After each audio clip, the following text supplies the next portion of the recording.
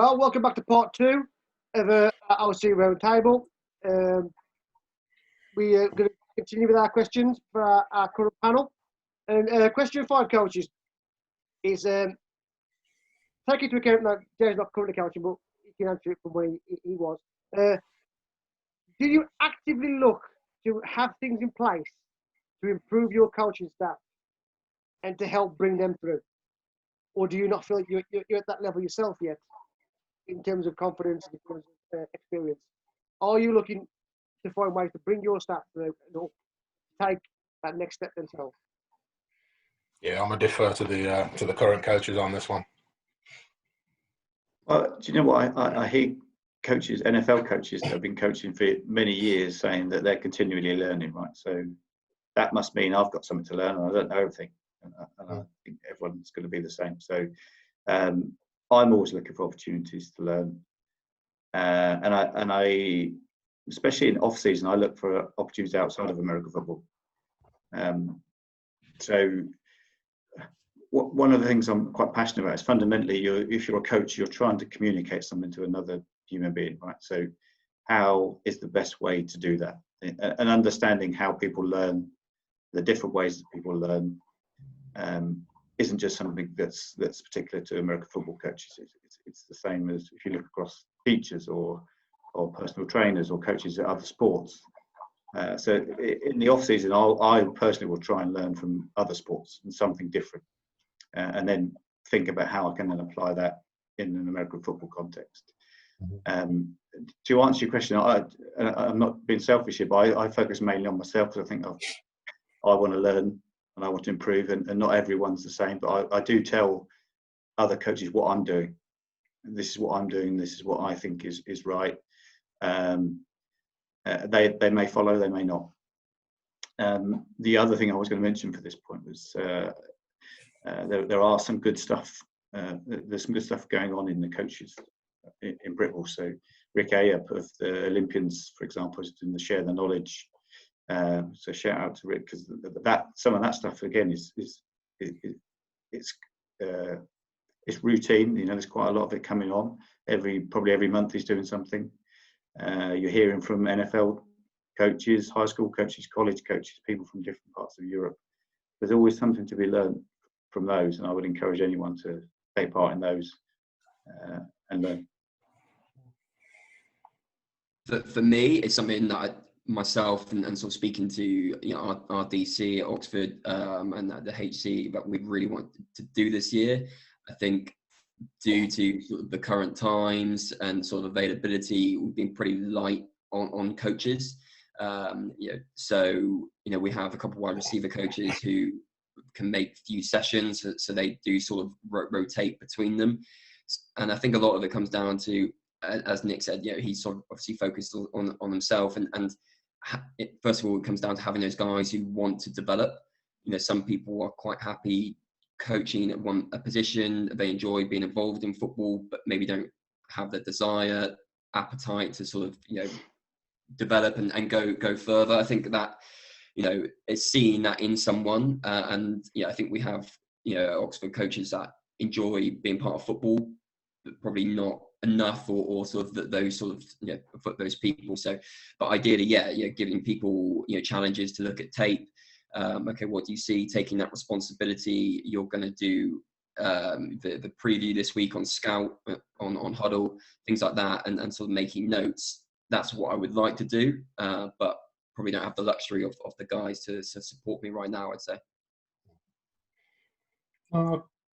Yeah, I'd say it's nice to know that certain bits maybe stay the same. I think a lot of it, like you said, it's about giving folks that opportunity. You can't, but not forcing. Ultimately, knowing that giving folks an opportunity doesn't mean that your responsibility as the top dog, isn't there still.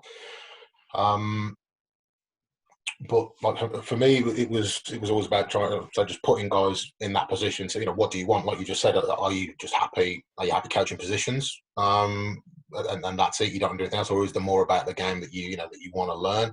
Do you know your stuff but don't know how to communicate with people? I think that's a transition that some people struggle with, that when they're coaching at uni, some of the older coaches that have been in it for a long time, and are used to yes coach, no coach. You get uni students that, or in a youth team, what they'll do is they say, and then you put them into an adult team with grown ass men that suddenly don't talk to me like this, and that's what, it's about just how do you communicate, how do you get across. And I suppose I was kind of fortunate that I was a youth worker, so it was all really just about communicating with people and being able to reach people and get your points across, finding out what worked for individuals. I don't think I've ever been the most technically savvy person in being able to explain myself technically, but I could always find a way that got into people's heads and explain to folks what I wanted from them.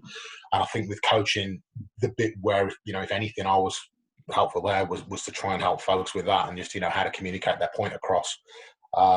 As far as technical knowledge goes, as you said, all you can do is really share what you're doing, give them the opportunities to take responsibility on should they want it.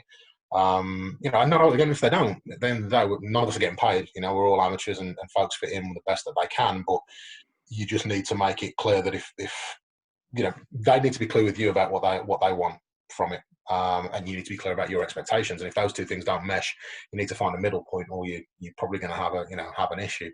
But yeah, I think that's my bit, is give folks the opportunity to do it. Be there to support them. I think it's about folks learning from potentially your mistakes. You're trying to share your previous experiences, the things that you've done well and why, and things where you've made mistakes and why. Same as a coach to a player, as a receiver, you'll know when you've tried something that doesn't work, that you want to try and, explain to a receiver, don't make this mistake. Trust me, you want to try and do it this way instead. And I think that happens with coaches. Like Nick said, we're all still learning. It's just we're learning at different places, not even at different levels. We're all learning at different places. Okay. So. The segue onto the next question is perfect. It's going to be: do you think, as a collective, as coordinators in this country, do you think we do enough to bring the young guys through? I know Jay just pointed out what he does. Do you think that, as a whole, we do enough to bring the next generation through, or do we think we leave them to tread water and fend for themselves? Too much. I think from what I've seen now, there's more stuff in place than there used to be when I was trying to scratch around and make my way. Again, the guys that are currently in the game will probably speak more to that than me, but I do think there's a lot of support in place at an association level, now than there used to be for younger coaches to come through and learn. And again, I can only speak for my experience, but being around the Birmingham Lions juniors and the Lions University program, and how they're bringing former students through, and there's plenty of opportunities for young coaches to come through there and learn. And because they've got the youth program and the junior program and the women's program, there are plenty of other teams then for them to go out and take these experiences they're learning here and go and cut their teeth in new roles in all these other programs. So I certainly think some places do. Whether it's that's in place across the board, you guys would know a little bit more than me, I suppose.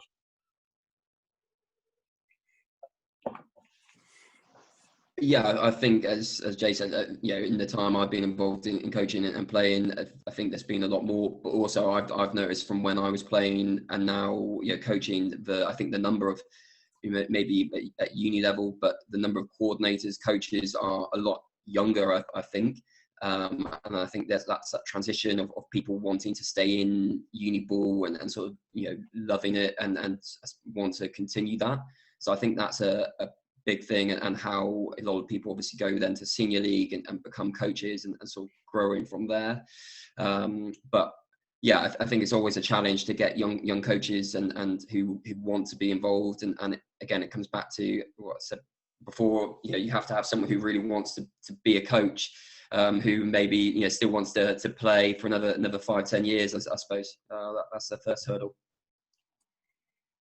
Yeah, I have to say that my experience in this is actually positive. I guess you can always do more, but certainly my experience has not been a negative one. I don't see people discouraged, and I don't see people not supported. And I've seen a number of examples where you've got coaches that are younger than the players they're coaching, and you've got genders across. We've got female coaches coaching males, male senior members without issue. So on this one, I think we're in pretty good shape, to be honest. Fair point. Again, I'm segueing these questions. They're all based on the same kind of thing. So the next question is going to be around the subject of mentors. The older guys, no offence, Jay and Nick, but you've been around a bit longer. You've played a bit longer than Pat has. When you were coming through, did you have somebody that you could turn to and lean on? You know, was somebody there for you to show you the ropes and guide you the way? And in turn, what's your opinion on mentors? And do you put yourself forward to do, as I always say, pay it forward? Do you put yourself forward to pay it forward and give back what you've benefited from earlier on in your career?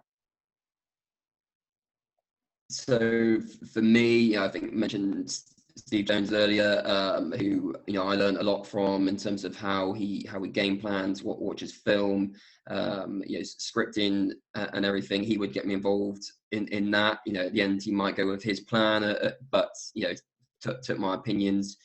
So he was probably my sort of first coaching mentor, and I think if I needed to ask him a football question, ping him a message, and he'd answer pretty quickly. So I think now with the likes of Coach Mackey and sort of guys out there, I think you could even argue them. I think if you sent them a message, they'll answer, which is great. I don't think I am probably someone's mentor yet, but I would like to do so and pay it back. Yeah. But I think it just comes down to is that something that you are? Is that something that you're keen to do, Coach? Like you want to give back the way that somebody gave to you? Definitely. Some people want just take that info and then just keep it yourself. No, definitely. I manage a team at work, and you obviously get that buzz out of their development, their progression, and likewise, I think we see that from in our players. So I think it'd be silly to not do the same in coaches. And I think there'll always be times where you can't make a session, or maybe you can't make a game. Who knows what it will be, and we have to try and make sure the team is still in the best position without you there potentially.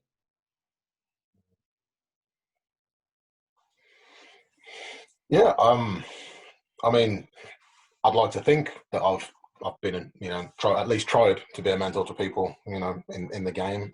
For me, there's been, I've been fortunate enough to, to have some really good ones, and guys to this day that, if I was going to get back into it tomorrow and wanted to ask people some questions, I could pick that phone up and make some time, and, they make the time for me. I remember when some loudmouth kid that was coaching because he couldn't play uni football anymore. And Andy Sweeney took me under his wing and really started to show me the ropes and show me how to be a coach. And then when Tony Athersmith brought me into the GB program, again I've been coaching about 18 months, and he was like, look, there's a chance here for you to come in and learn. And he was never too busy to answer questions. Paul Sherritt would drive over and bring me coaching videos, back in the days of VHS. He'd walk me through the drills and the purposes, right, this is what I want you to coach these guys. This is the reason why. This is how it fits into the rest that we're doing. Learning from there, and then, being fortunate enough to both play under and coach under, and he'll never tell anyone, but I actually coached Wayne Hill as well. Wayne Hill played in 2008. I'm going to tell him right now, I was his coach. He's been mine, I was his too. But, Wayne was, wow, in terms of program building, that was everything that we went and put into place at Tamworth, we kind of learned from watching Wayne build that, over at the University of Birmingham. And that was fun. And I said, really fortunate to learn from some of the more experienced guys in the game. But at the same time, there were guys like Jason Scott, who at the time, was a young lad just stepping into Loughborough University, as the head coach, in his first major role as a head coach. He's my age. We were good friends. We were working together at Tamworth, great to have as a new head coach and kind of deer in the headlights, great to have the experience of somebody who was only 18 months, 2 years ahead of me, in terms of taking on that responsibility and building a program. So having someone, my age to do that, great. Brian Gardner, who's, up in Leeds, where I was playing for a little while, him around just ideas for offense. Ryan Baker as well. He's another one I know who's been on here before. All similar age to me, that we're always like, yeah, okay, cool. We were in this boat too, and you take so much knowledge from folks. It's almost criminal to not try and give that back to the game, I think, you know, and all these people were so selfless and so egoless. And I know that, you know, a few of them have reputations, and maybe, you know, the way they behave on game day doesn't always speak to, you know, how good a people they are off the field. But you could honestly ask these guys anything, that they'd be so open and giving with their time. And I just think, you know, you're kind of obligated, if you're going to take that, to be able to give that back and hand that back to people. So I like to think I've always made myself available to anybody that wanted that, and anybody that, you know, that required anything from me where I could give back to both players and to coaches, really, you know, to, again, learn from my mistakes and explain to folks what works and why, and take it, use it if you want to. If you don't, cool, you may never need it, but it's there. And I think that's what these guys are about. They're about leaving the game in a better place, and that's what we want to do, you know, looking at how far it's come in just the last, you know, 20 years. So. Yeah, no, I totally agree. I mean, it's the American football community is a relatively small one. We've got to do what we can to help each other.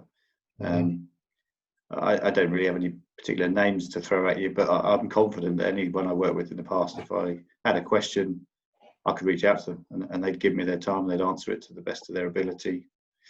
And I don't know if mentor's a word I would use, but I just try and be a positive example. So if somebody wants something from me, I'll answer them. I'll help them as much as I can, as best as I can, to the best of my ability. And if that rubs off on someone and they want to be a positive example as well, all the better. I mean, sometimes, I mean, the word mentor, it sometimes means like a father figure, but sometimes the word soundboard works for me just as well. Sometimes you need to talk to somebody. And in my own case, because I coached under Jay's tutelage for 3 or 4 years, 4 years probably. And he didn't teach me about football. He didn't teach me anything that I didn't know about X's and O's. But what he taught me was how to be a coach. And that's something that you can't learn. Sorry, Dave. The things that you taught me, I don't pass down, because I was taught X's and O's by another guy who was selfless and teaching me a playbook, and I learned my own things from there. But it was the fact that somebody opened themselves up and was always helpful, and even to the past season gone by, if I was to text Jay or phone Jay, he'd answer the phone, and he'd either talk me down off a wall, or we'd discuss it. And I think that the mentorship thing, it's not like a father figure. I just think it's sometimes somebody you seem to talk to, and that's why I always say to anybody who I'm with, my door's always open. You know, in any shape or form, just text me or call me, and if I can answer, I will. And sometimes coaches just need that soundboard, in my opinion, rather than a mentor figure, so to speak. That's the way I look at it, anyway. Yeah, I agree. I just try and be a better teammate as a coach than I ever was as a player, because I was a lazy teammate when I was playing. I mean, there were a lot of guys on teams I played with that I owe an apology for the way I behaved as a player. Not till you get old and broken down and you're not Superman anymore that you suddenly realise, actually, you know, maybe I should have been a better person. So. He catches up with us all eventually, coach. Mm. Question number 8 is what is the biggest thing that you've learned in your football journey as an offensive coordinator in this aspect so far? What's the biggest thing you've learned? Or the biggest thing you've learned and put into use, maybe?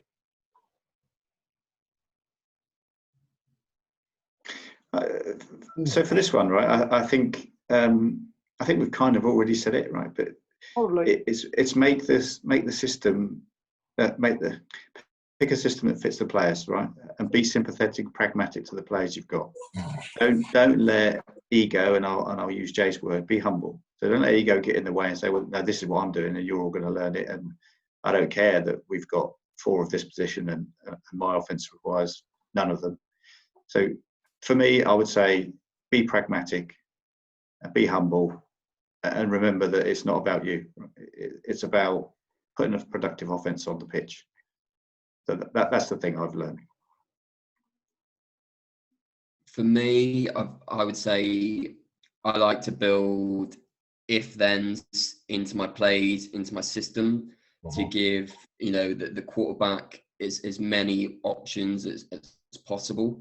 So, you know, that can be as simple as, you know, a pre-snap read on the near side wide receiver for a quick 5 and out, read the box and throw the bubble screen, whatever it might be. You know, it can be simple, it can be motion and adjustments, whatever works for your system, but to try and make it as simple as possible for the quarterback, you know, for them to understand the why, and then have that if then, okay, if they do this, this is what we want you to run. Yeah, it might not work, but at least, you know, we're trying to make it simple for the quarterback, because often you've got guys who maybe have never played quarterback before. Yeah, quite very, very similar to Patrick, actually. You know, it's about, you know, have your identity, but be adaptable to that. You know, I think that the bit one thing that always stuck from me from a coaching convention I went to, it was Hal Mummy, and you know, here's Mr. Godfather of Air Raid, and everybody knows who Hal Mummy, everyone loves Hal Mummy, and I'm expecting this absolute genius talk, and we sit there, and he rocks in with his cup of coffee, and he's jet lagged and hungover, and he sits there and says, there are 3 things we look at when we plan an offense, and it's who can we beat, who can't we block, who blitzes, any questions? And you just sat like, wow, okay. You know, and I want to, you know, you go away and you try it, and like I said, similar to the kind of the if then, really, it's, you know, from your scouting film, you know, who's their stud, who's the guy you're going to have trouble with, who's the guy you can beat, and what is that, who's going to blitz and what does it leave, and really starting to work an offense around those things. Again, if you've got that identity but you're flexible and you say, right, you know, I've got enough, you know, we've got enough strings to the bow here to know that maybe we're not going to run this today, maybe that opens this up, maybe that opens this, and again, you know, to come back to the use of the words, you know, you humble yourself a little bit and say, okay, I'm not going to back myself that my A game can beat your A game. You know, I'm going to accept today that maybe your A game is better than mine, but I've got a B game that's planned. How do you adjust to that? You know, and I think that's what it's about, really. Be humble enough to adjust, because if you embrace that, you're not doing it with panic. You know, it's then part of your culture that, okay, this is what we're going to do today.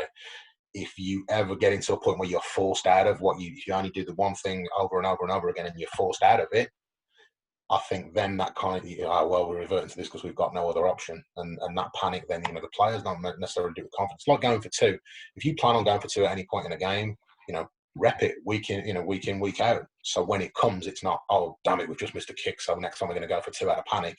You can tell the offense at any point in time, we're going to go for 2 on the stride. If we score a TD, we're going for 2. The offense knows. The offense knows it's because you believe in them. You know, they know you believe in them because you've practiced it all week, and you go ahead and you run it. You know, and I think, you know, that's that. If you have an identity but you're adaptable to your situation, that's you'll do all right, I reckon, as an OC. I mean, that 2-point thing is actually correct, because I remember in 16 or 17, he was saying to me, make sure you got 5 2-point plays. Because if once that kicker misses 1, he don't get a second chance, or misses 2, he don't get a second chance. So we would go for 2 every time after that. So that was one thing that we actually did have to practice on a Wednesday and Sunday, was 2-point plays, because if we scored and we didn't score the 2s, then I was the one getting it in the neck on a Monday morning. So the last question for the day, guys. You've actually gave a great bit of advice there in the last question, but I always want to finish off with this question on a round table, and it is: what's the best piece of advice you've either been given or you could give to a brand new offensive coordinator? Mine would be, you know, educate yourself. Watch as much football as you can. Watch as much, you know, and many talks, YouTube, but at the same time, have a system and not just an assortment of plays. I think it's so easy to go down that football rabbit hole and think, you know, you see a play on Sunday, be like, that's a great play. How can I get it in for next week's game? You rep it once, and then you end up fumbling on it because, you know, the guys, it doesn't fit the system. It's a completely different formation, whatever it is. So, you know, that's great, but think, okay, well, does this work for us? You know, but you know, try to watch as much football and as many talks as you can, ask questions and educate yourself. But yeah, at the end of the day, as we said, you know, have your identity and then sort of within those parameters, stick to it. Yeah. I'd say the same thing. On top of the bit that I just said in the last question, I think it's just don't try and reinvent the wheel. At the end of the day, the most all the stuff that's in football, anything I've ever come across, maybe 1% of it is original that somebody else has thought up. It's all borrowed, adapted, stolen. Let's face it, from other people. You see it works. I like it. By all means, put your own spin on it. Feel free, put your own spin on it and own it and make it yours. If you're going to take something, own it, build it into your system, understand why it's there, what you're using it for, when you want to use it, when you don't want to use it, but don't think that you've got to sit there with a blank sheet of paper or a blank PowerPoint presentation or a blank huddle playbook and recreate the wheel. Go find the stuff that fits your system. Educate yourself. You said look at the film, see what works in what situations. And ask people, ask folks. Go out there and ask for help. There are more helpful people in the game than you might think. Go ask them. I agree with everything they've said. I just add to that, don't forget it's about people. Fundamentally, it's about you communicating something to another person. The easier that you can make that appear to them, the more likely they're going to understand it and implement it. If you can't communicate a topic to someone, then it's never going to be successful on the field. So remember, it's about the people. On top of what the other guy said, which I totally agree with. Yeah. 100%, Right, and again, 100%. I mean, we've come to the end of our questionnaire, guys. I would like to thank each and everybody for coming on. Every time I do one of these roundtables, I always love the answers that come off it, because everybody's opinion is so different, and you can always tell from the people that I have on. I try and get that mix of experience and levels, and I like the way that Pat's answers are different to Jay's and to Nick's, and I've been doing it in the past, and I like that difference of opinion, because everybody's on a different part and a different step of the ladder, right? We're not all on the same equal one. So every time we do one of these, I'll take something away, hopefully you take something away, and for the guys that are learning and trying to put their foot on that ladder, the very first rung, they've got something to look up on YouTube and say, wow, I can take something away. So that's why we do this, and guys, and I've had this plan for a month or so now, and I've been hoping that you'd all stuck around. So I thank you all ever so much for your time and being patient with as we put it along and doing stuff. You're all credit to the game. It's been an absolutely fantastic talk. So for now, gents, I will see you all soon. I'll speak to you all again soon. Take care. You're welcome. Take care, Take care, guys. guys. Cheers, Dave. Nice speaking to you guys. Bye. You guys look after yourselves, all right? Be safe. Have a good Christmas.